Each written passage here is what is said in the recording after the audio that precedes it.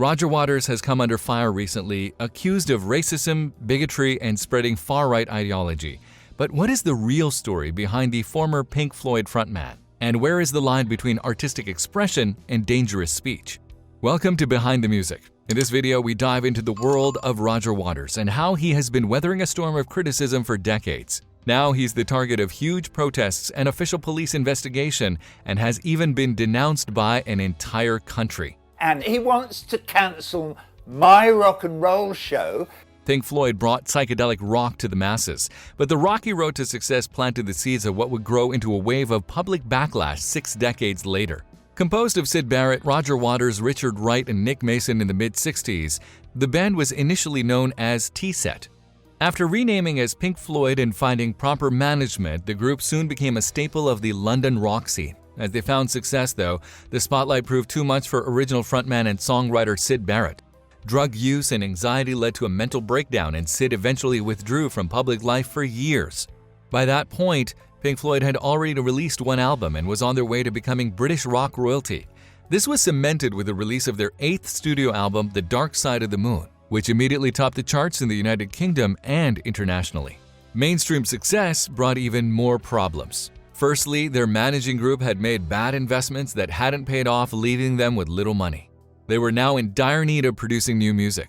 Secondly, as artists, they struggled with their connection to their audience and dealing with media attention. It was from this that Roger Waters, who was now the frontman of the band, came up with a radical idea for the next album. During one particular show in Montreal, Waters and the rest of the band felt that the audience were not listening or engaging with their music. He said that he felt like building a wall to separate the band and the audience. This became the driving theme of the new album. Roger's idea was to follow a character through the music industry, transforming his personality, which would develop into a tyrannical figure. This was partly inspired by their former leader, Syd Barrett, and set against the backdrop of the fascism of World War II.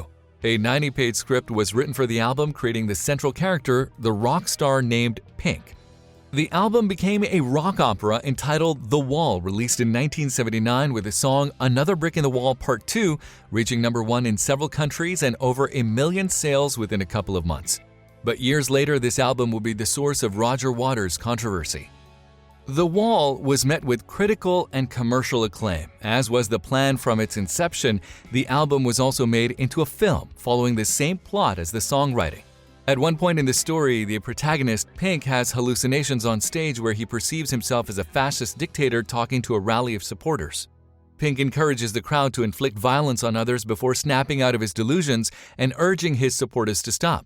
The album's content is anti-war and anti-fascist, but some of that message has been lost or forgotten over time.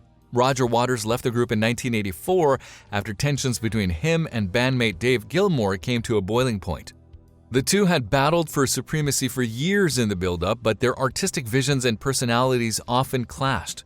This battle played out in court too for the rights to the music. Waters took his case to the High Court to have the entity Pink Floyd dissolved, arguing that he was largely responsible for the creative output. Ultimately, Waters withdrew his case, but his feelings were clear. He didn't think the band should exist without him. After a one-off reunion at Live 8, in 2005, they were offered a whopping $150 million for a US tour. Even this wasn't enough to get them together beyond a charity show. Instead, Waters has continued by himself, releasing 7 solo studio albums, and this year he continues to tour through Europe, followed by South America. But during this current tour, Waters has attracted waves of controversy, none more than during his shows in Berlin, and his former bandmates have distanced themselves now more than ever. When he appeared on stage in the German capital as the character Pink, reenacting the story in The Wall, including the fascist costume of the character's delusions, it outraged many. People argued that it was insensitive to the memory of Holocaust victims, pointing to earlier concerts in 2013 when he used a floating pig decorated with the Star of David as a prop.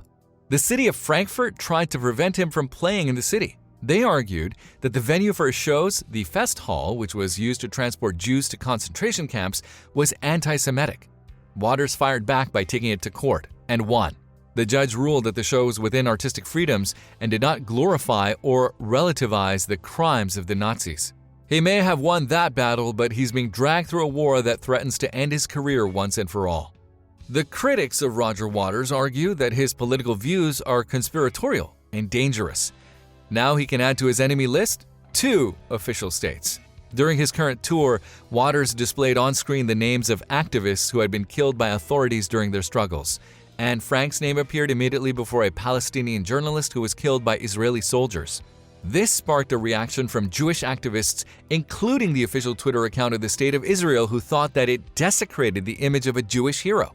Waters has promised to never perform in Israel, describing it as an apartheid state for its treatment of Palestinians. For some, these positions have made him a controversial artist, and before kicking off his solo shows, he often tells people who don't like how political he is to leave. Most recently, his positions have dug up even more conflict with other Pink Floyd members. David Gilmour and Nick Mason reunited again last year to release a single in protest of Russia's invasion of Ukraine. Waters has criticized Western powers and Ukraine for their role in the conflict with Russia. While he doesn't agree with Russia's actions, speaking in front of the United Nations, he said that he believed that the war was strongly provoked and that both sides need to take peace talks seriously.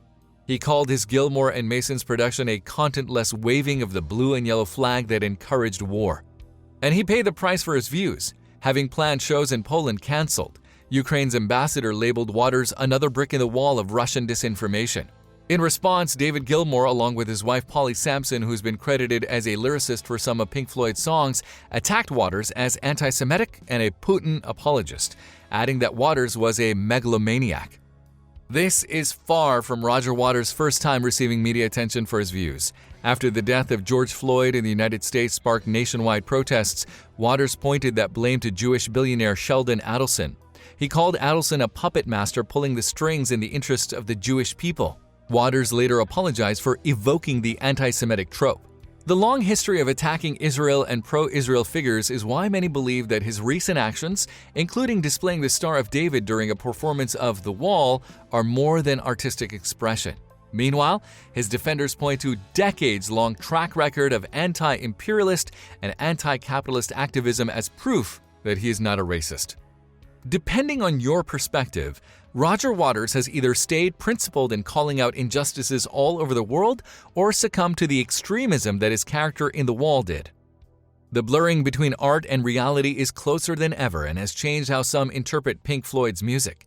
Facing conflict against former bandmates, the public, and even governments, one thing is for sure. This time, Waters is not backing down. He has promised that he will not be canceled in the face of what he describes as a smear campaign. Some have noted that the language and presentation of his live shows have tempered slightly, but his message remains largely the same. It's clear that he doesn't have an issue provoking the issues. That's it for this video. Don't forget to subscribe to the channel for more in-depth videos that go behind the music. We'll talk to you again in the next one.